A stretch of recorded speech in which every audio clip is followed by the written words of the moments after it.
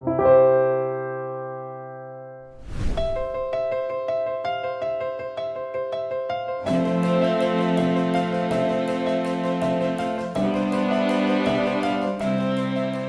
Evolution Media 18 years ago when I realised there was a real gap in the finance industry. My background is journalism. My first job was Investor Weekly. But after working for a few funds management firms, I realised there is an opportunity to be creative in an industry that's not traditionally known for that. So I went about building quite a large production business that focuses on the art of storytelling in financial services. And many people may think there is no story. There is, and I've proven it 18 years later. No More Practice education was a bit different. We realised the same gap, but in the education space, particularly for financial advisors.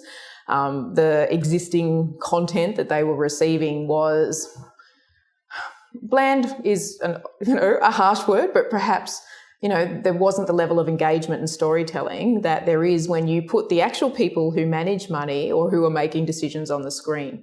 At the end of the day, people respond to people and people buy people. So by us making video learning as opposed to just straight text learning, we take people on a journey, and it's a journey where they retain more of that education because of the way we tell the story.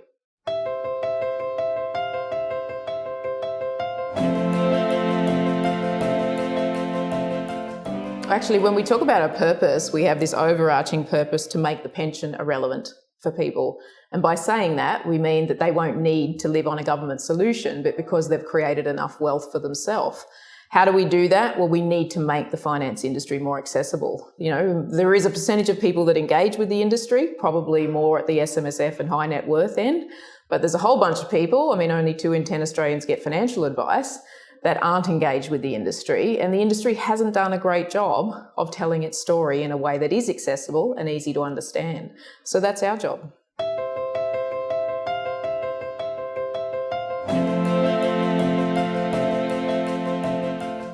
There's a few challenges. One of the biggest ones is actually accepting that retirement's going to happen. So there was research that Suncorp put out recently that said 60% of Australians don't even think about retirement. So part of the challenge is getting people to accept that it is a long-term planning process, and the earlier you start, the more likely you are to reach your goals. That's a challenge. I think another challenge is Australians are absolutely in love with property, and there's no two ways about it. It's the biggest investment that people will ever make, and it's worked. The last 20 years, we've seen property prices go through the roof, but that is unlikely to continue at that rate. So then there's the challenge of how else do I make income? How do I diversify what is a property and most likely super that's not enough? So there's a big challenge facing Australians. We're about to release a piece of research we've done with Griffith University that talks about intergenerational wealth transfer. So the biggest transfer of wealth in Australia's history is going to happen in the next 15 to 20 years as baby boomers hand over to X and Y their properties, the wealth they've amassed. And that's of critical importance to this country because aging population, people are living longer. There'll be less people to work to earn money to pay taxes when I'm retired. I'm 44 now. And if people don't put that inheritance and that windfall that they get into a long-term investment strategy that pays for their retirement, they're going to fall short. This doesn't have to be bad news. What we're saying is look at retirement as an opportunity to reinvent yourself. Look at the windfall you're going to get if you are lucky enough to inherit as something that can help you reinvent the last 30 years of your life.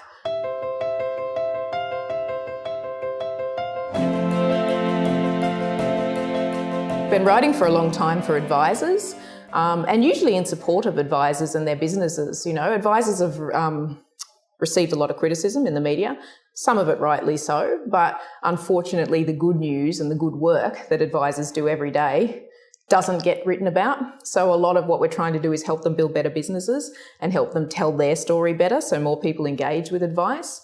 I write for direct investors, and that is more around the message of let's think differently about investing.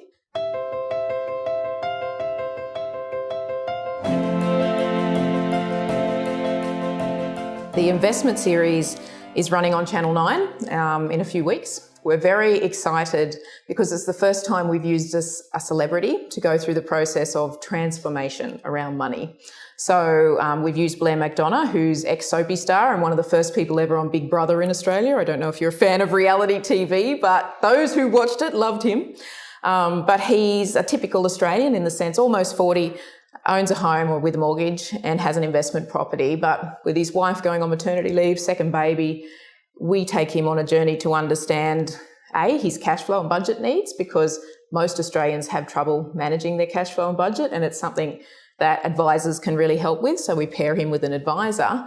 But then we get him to meet some of the best investors around the world. We take Blair to meet these individual portfolio managers in interesting locations, and he actually gets a masterclass from the managers themselves around what it means to become an investor.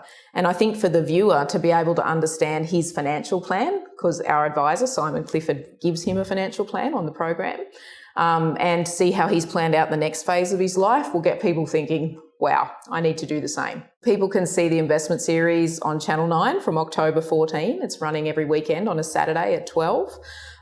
You can also get a copy of the report we've done with Griffith University. We will be releasing that on October 10, and people can download the report themselves. And I'll be launching my own website on October 10 too. So people, direct investors who want to go there and start thinking about their reinvention, can go to vanessastoykov.com and start downloading the blogs and doing the diagnostic tools.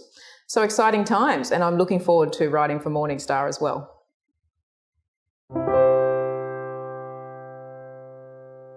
Any advice in this video is general advice prepared by Morningstar without reference to your financial objectives, situation, or needs. You should consider the advice in light of these matters and any relevant product disclosure statement before making any decision to invest.